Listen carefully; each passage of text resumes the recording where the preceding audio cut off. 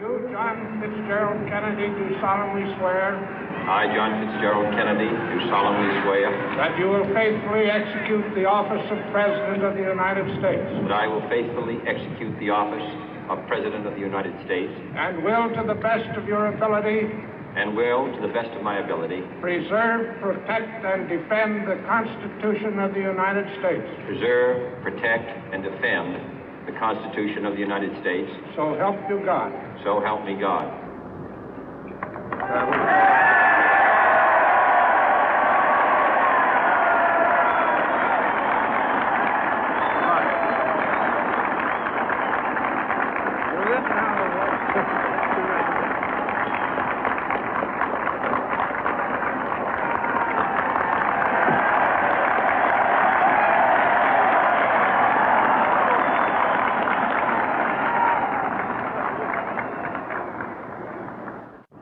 Vice President Johnson, Mr. Speaker, Mr. Chief Justice, President Eisenhower, Vice President Nixon, President Truman, Reverend clergy, fellow citizens.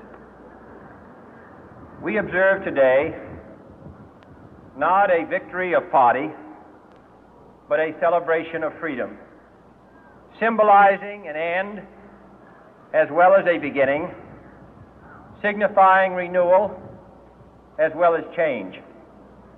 For I have sworn before you and Almighty God the same solemn oath our forebears prescribed nearly a century and 3/4 ago. The world is very different now, for man holds in his mortal hands the power to abolish all forms of human poverty and all forms of human life. And yet the same revolutionary beliefs for which our forebears fought are still at issue around the globe. The belief that the rights of man come not from the generosity of the state, but from the hand of God. We dare not forget today that we are the heirs of that first revolution.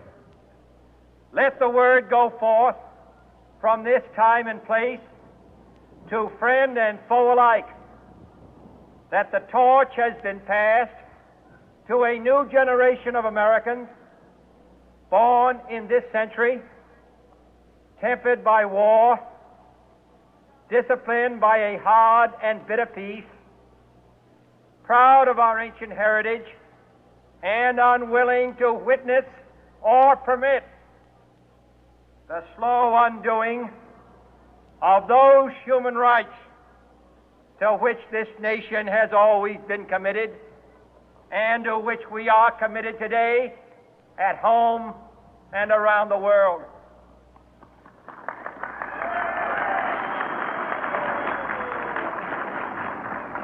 Let every nation know, whether it wishes us well or ill, that we shall pay any price, bear any burden, meet any hardship, support any friend, oppose any foe to assure the survival and the success of liberty.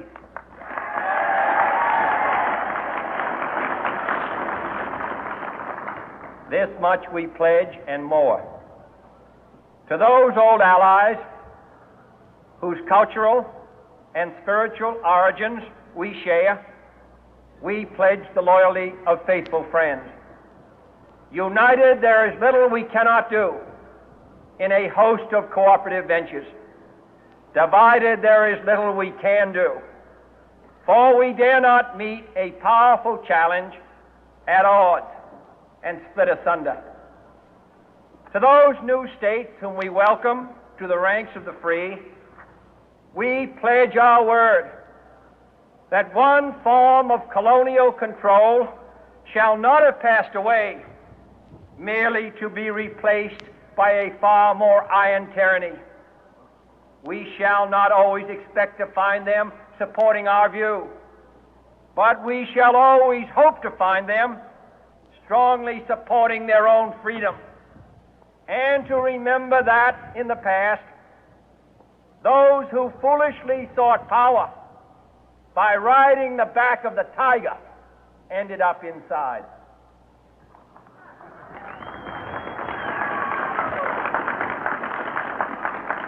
To those people in the huts and villages of half the globe struggling to break the bonds of mass misery, we pledge our best efforts to help them help themselves for whatever period is required, not because the communists may be doing it, not because we seek their votes, but because it is right. If a free society cannot help the many who are poor, it cannot save the few who are rich.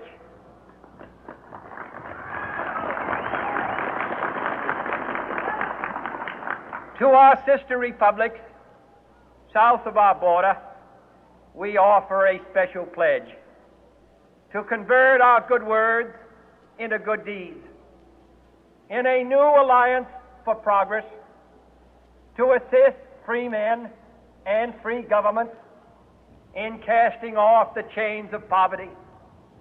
But this peaceful revolution of hope cannot become the prey of hostile powers. Let all our neighbors know that we shall join with them to oppose aggression or subversion anywhere in the Americas. And let every other power know that this hemisphere intends to remain the master of its own house.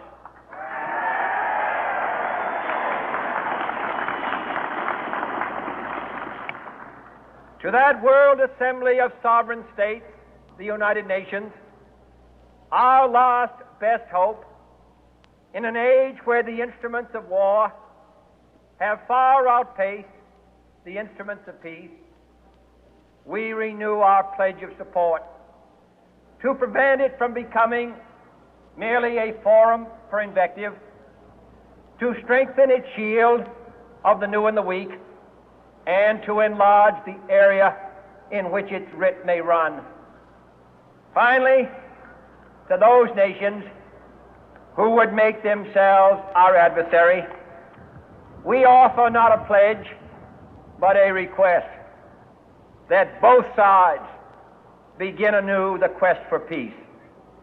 Before the dark powers of destruction, unleashed by science, engulf all humanity in planned or accidental self-destruction, we dare not tempt them with weakness, for only when our arms are sufficient beyond doubt can we be certain beyond doubt that they will never be employed.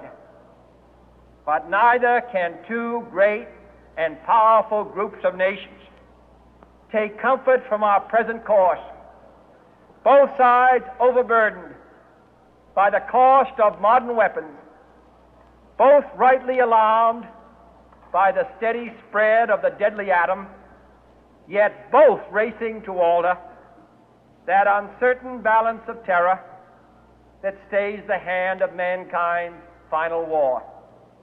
So let us begin anew, remembering on both sides that civility is not a sign of weakness, and sincerity is always subject to proof. Let us never negotiate out of fear, but let us never fear to negotiate.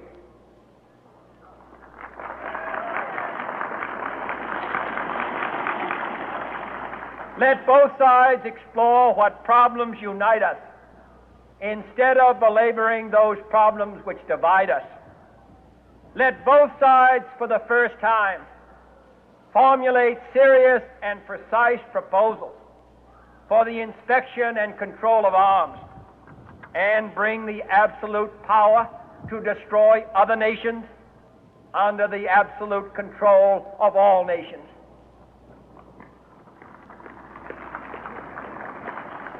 Let both sides seek to invoke the wonders of science instead of its terrors. Together, let us explore the stars, conquer the deserts, eradicate disease, tap the ocean depth, and encourage the arts and commerce.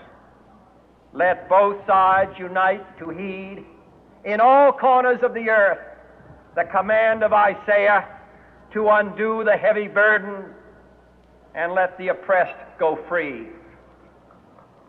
And if a beachhead of cooperation may push back the jungle of suspicion, let both sides join in creating a new endeavor, not a new balance of power, but a new world of law, where the strong are just and the weak secure and the peace preserved.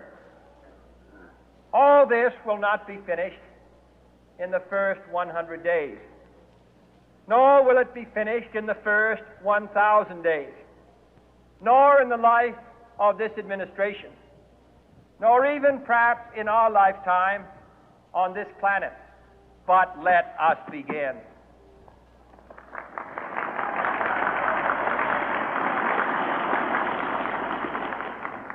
In your hands, my fellow citizens, more than mine, will rest the final success or failure of our course.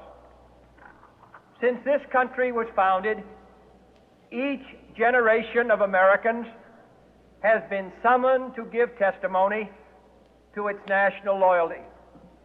The graves of young Americans who answered the call to service surround the globe.